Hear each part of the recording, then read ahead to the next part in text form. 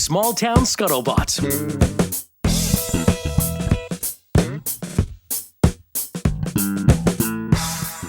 Yes. Hey, Scuttlebuds! Hey, What's up?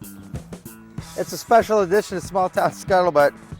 I'm in not in a small town. I'm in a city called Phoenix, but it feels like a small town because there's really there's a downtown, but then there's neighborhoods and stuff.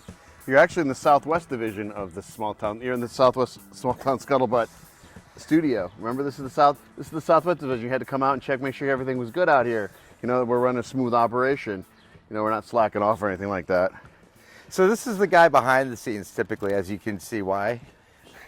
Yep, very professional here. Talent up front with the jokes. Nerd with the rear and the gear. Yeah. This is Mike from, we say Mike from Mesa. He just works in Mesa, but we're in Phoenix. But I feel like 1 second you could be in Phoenix, next second you could be in Scottsdale, then you could be in Mesa, then you could be, I'm practically a 50-minute drive from all those locations. Yeah. You know, Scottsdale, Tempe, Chandler, Mesa, Avondale, Goodyear. We don't really need to go. Well, we really need to go there. That's cool. I've had fun. I think, this trip we could maybe talk about hosting and house guesting. I have a review to get. Mike hosted me for I was here for almost a week. It was pretty sweet.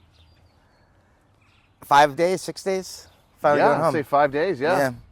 And we did a lot. We went to a spring training baseball game, which was between the Guardians and the Giants, and that was cool.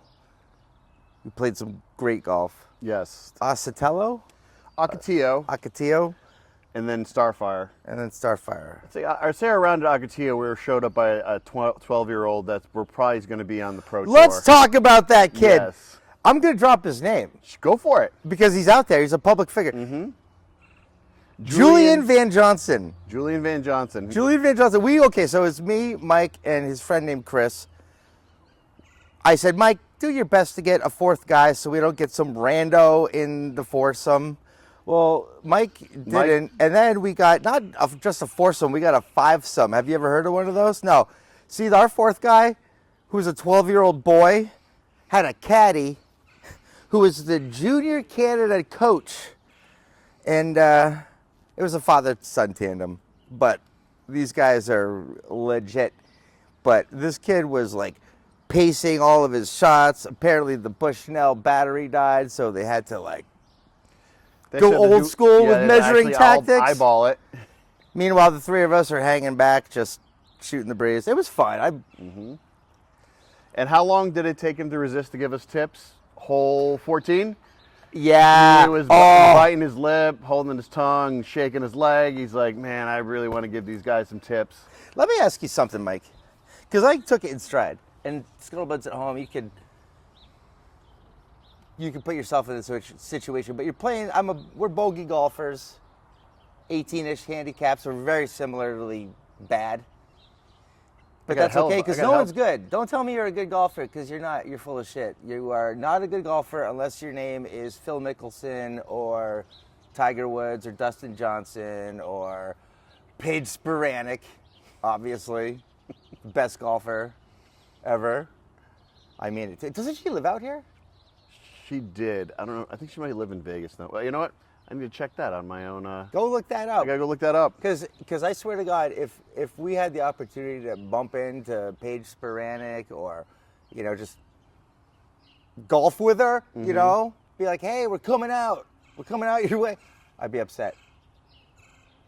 I know it's a total tangent, but you do live next to Diana Taurasi, the WNBA basketball player who just recently retired, actually. Yeah, good. Yeah, 20 seasons, hung it up. Yeah, well, she got pushed out the door by Caitlin Clark, so she knows what's up.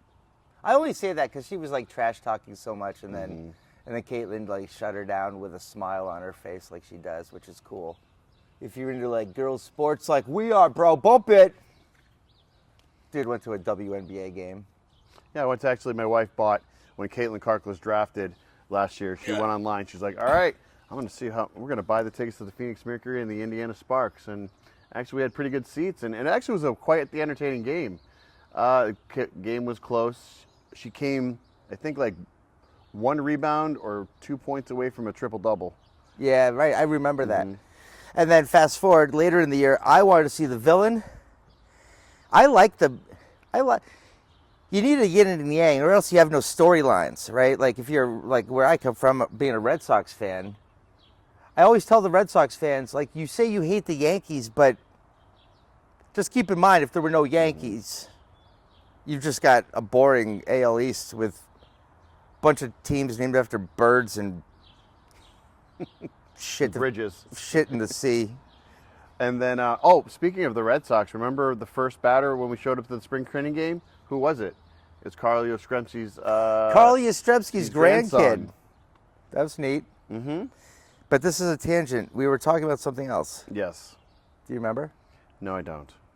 WNBA. Angel Reese, you were seeing No, her. it's before that. Oh. Talking about golf. Oh, we did some great golfing. Would have been nice to meet Paige Spiranek, but that fell through. I guess I love it here. I want to talk about random stuff. This is just a dump because I'm getting flown to the airport in like 15 minutes. So this is Flown just to the airport? You mean driven to the driven airport? to the. Well, you fly, bro. You Yeah, I are do. a little lead-footed there. There's a thing here called the Waymo.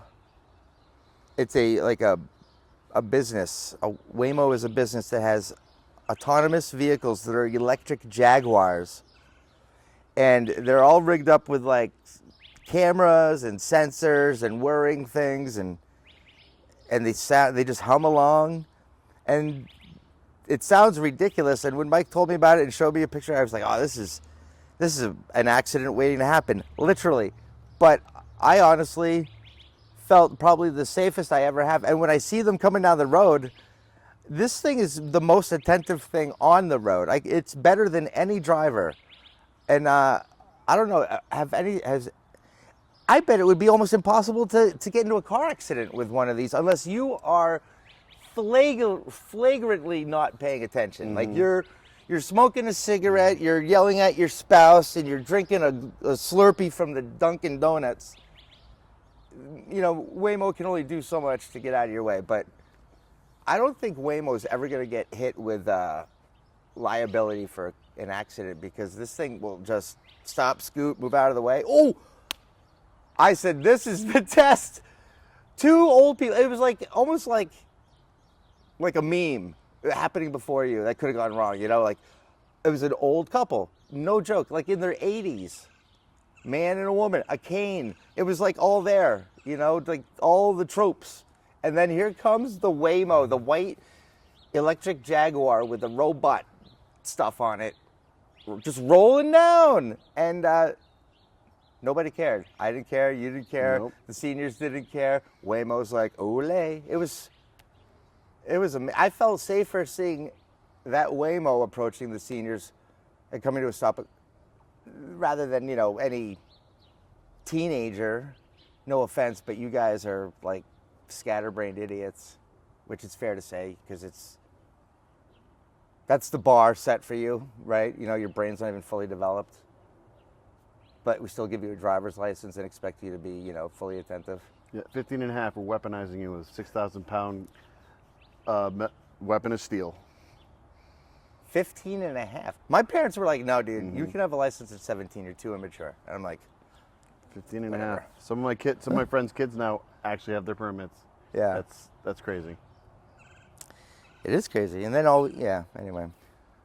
So what else do you want to talk about on the on the trip? Well, I would like to say thanks, man. You were a great host. I think hosting is first of all, you got to want to do it. And you got to, you know, like you can tell when someone likes doing it. You like doing it. Mm-hmm.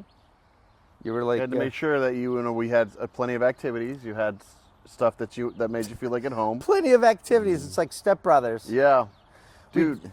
Yep, We did something every day. we did.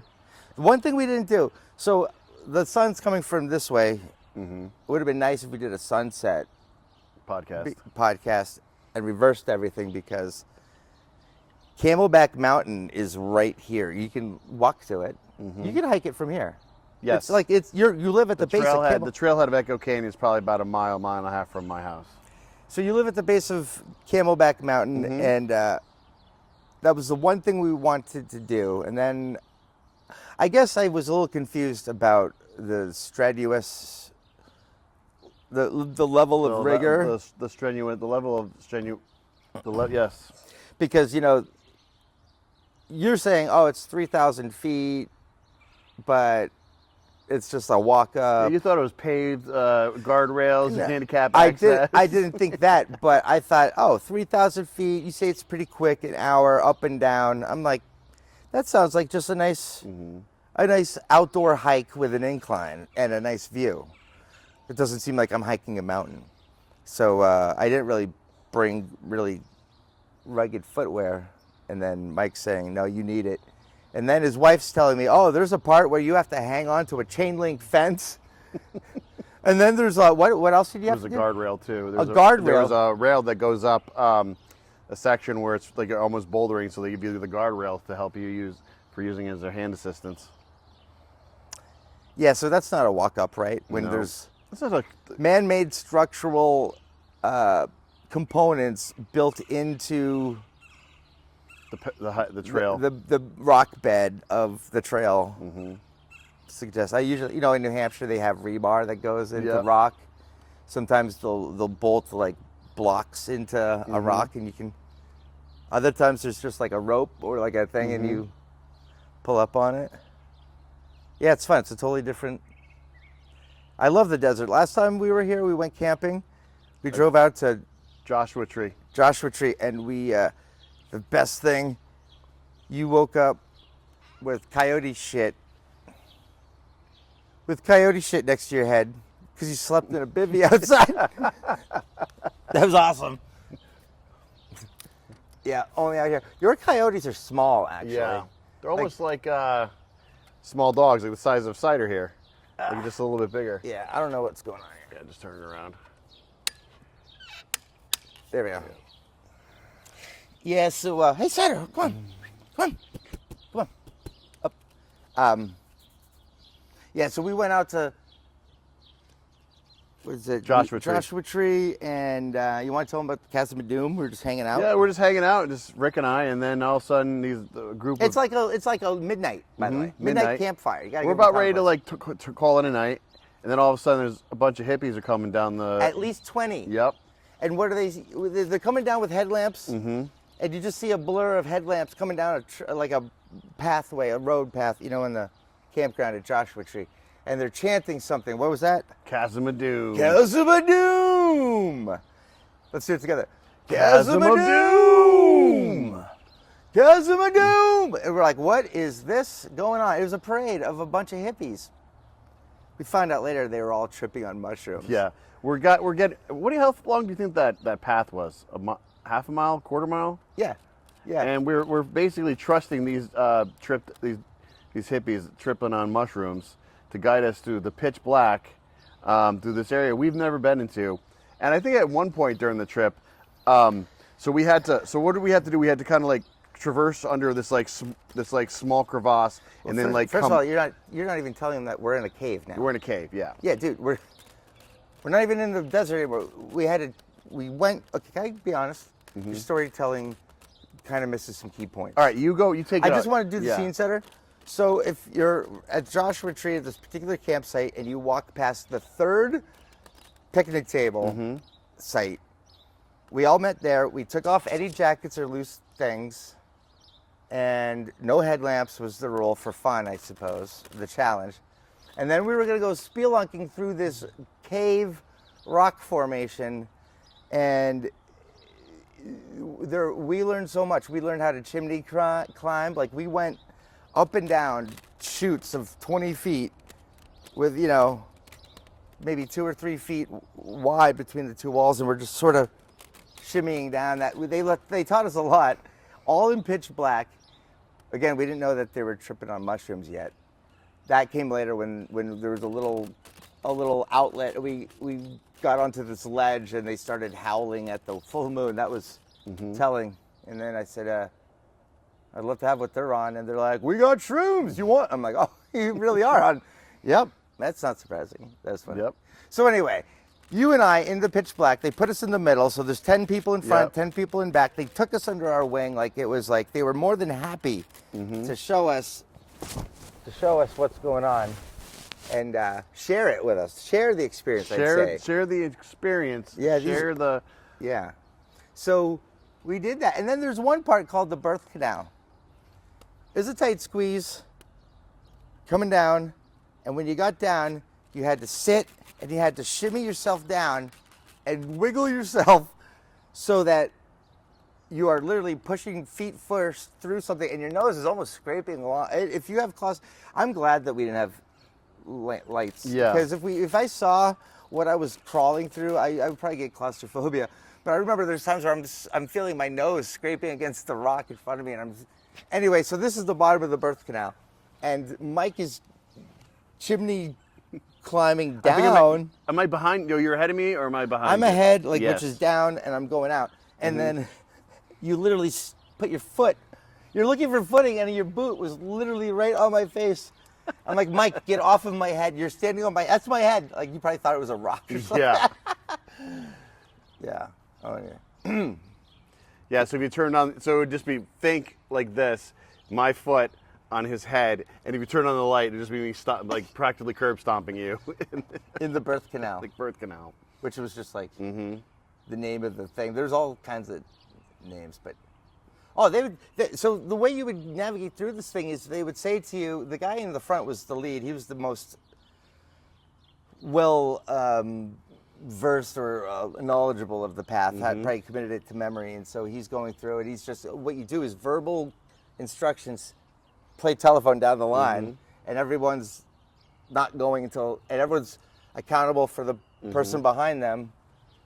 And so there was, despite tripping balls, they seem to have their shit together in terms of protocols, systems, best practices, you know, how to safely be dangerous, I guess. Mitigate risk. Yeah. They're like, it's like without risk and danger, where's the fun, right? Like they were definitely. Now that is something, Mike, now that we're in our late 40s with kids and wives and responsibilities and whatnot, which is not the case back then. Yep. Would you do it today if we were presented with that same exact situation? Hell no. No. No. You couldn't. I think the time has come and gone. Yep. Because what if? How is that obituary going to be written? Yeah. My husband, that son of a bitch, had to go out with the hippies on mushrooms into the cave without a headlamp. Rick Fink Jr. died with a foot on his head. Man, crushed in the birth canal. News have 11. You just have a Merrill footprint on the side of your face, and they had to cover it up, for the open casket funeral. No, the casket, open casket, it's just like, the Alcatraz mask. It's just like half a head. I think that'd be cranked over. Of course, my brother or you or someone's going to be like, flip him over. Yeah, it's funny. Oh, well. I think we should go catch an airplane. We had to get something on the books here for you. Vacation mode, I told Evan and Liz, enjoy whatever they want to do. We got to take these occasional weeks off, I was sick of New England. I was done. The weather, the grayness. I mean, it's blue. It's blue, green, and orange everywhere you look, all the time. Those are great colors. If you know anything about the color wheel, blue and orange are the opposites, making them very complementary colors, if you will. Henceforth, the New York Mets, the New York Knicks. Golf racing. Golf racing. Who else? Gotta be a football team up there. No, I don't think there's a blue and orange football Yeah, team. no. That's something to look up. There you go. No, there isn't. Yeah, blue and orange. We should have more of it. I'm doing my logo, my Rick Fink Jr. comedy logo, and the Small Town Scuttlebutt refresh. We're incorporating that orange into it. It is Mets inspired. We're both Mets fans. Yep. Juan Soto, you down with him or what? I really have. Yeah, I think he's pretty. I think he's gonna be a good addition to the team. Yeah, do you think Yep. he's worth the money? I mean, is any baseball player worth the money? I don't know. I just don't. I just feel Yeah. like there's something on the other end. I don't Like, understand how these baseball contracts are almost approaching $1 billion in total, grand total. What was it? Who was the Japanese player for the Dodgers that signed for almost pretty much a $500 million? Joe Ohtani? Joe Ohtani, or was it even 3/4 of $1 billion? I don't know. That's nuts. Well, he needs the money. His manager would gamble his money away. Now I used to be a real like stickler about these expenses. No, they're playing a kids game. Oh, they play baseball. Yeah, they're keeping their bodies in tip-top shape. They're constantly like they're working 24/7 in a sense on their own bodies. I mean, that's their. You mean tip-top shape as in sitting in the dugout, eating sunflower seeds, making the whipped cream pies so they can hit each other in the face with it. You know what? I mean, they're probably the least toughest athletes. 15-day disabled list. Hockey players get stitches on their face in between shifts, and they spit their teeth into a cup and give it to the team dentist at the end of the bench so he can preserve them and stick them back in your gums immediately after the game. You're missing 0 time.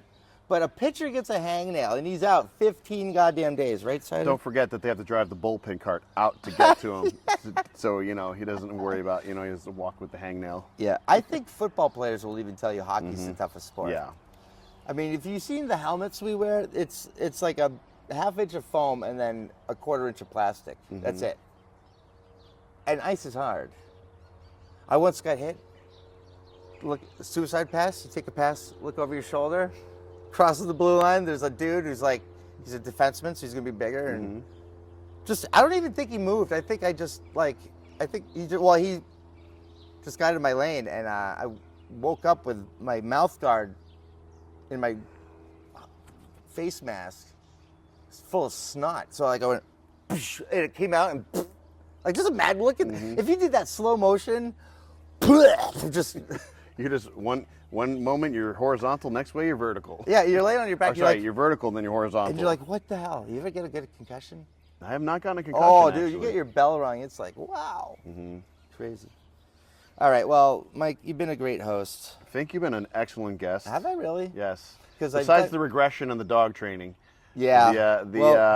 He's been a great guest. Your dog. I loved having you. It was fun. It was great to catch up. It was. I'm glad you had a good time. Your dog Cider is a what is this?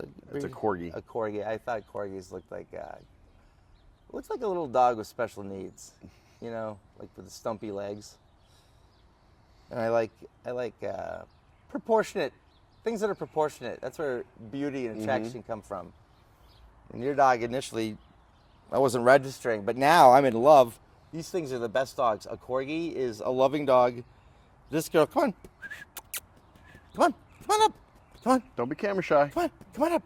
See, she's a beautiful girl. Aren't you? She went from a special needs dog to a special place in Rick's heart. Oh yeah, look at her. Say hi. Now I would have named her Foxy because she's got a foxy face, and she's pretty sly. She likes to steal my socks and my shoes and make me run after her. Like we became best friends. So when Rick was here, so usually that she would steal like a sock a day with my kids, and when Rick was here, we probably were getting what? 10 stuff stolen a day? Yeah. Oh, it was a constant of like one flip-flop was stolen, and then my wife got one flip-flop, and then next thing you know, Rick's like, oh, where's my other one? I'm like, we just got one. Yeah. And so she's running around with the other one. So Yeah. like, yep, that's been quite the experience. Yeah, this is a corgi. They're great dogs. I have a mini Bernedoodle, aka a designer mutt. American Kennel Club doesn't even recognize it as a breed. It's just a science experiment. It's a Frankenstein dog. It's a Frankenstein dog. All right, so for me and Mike and Cider, say bye, Cider. This is Small Town Scuttlebutt from Scottsdale and Phoenix area. The Valley in the Sun, if you will. Peace out. Thanks, Mike. Of course.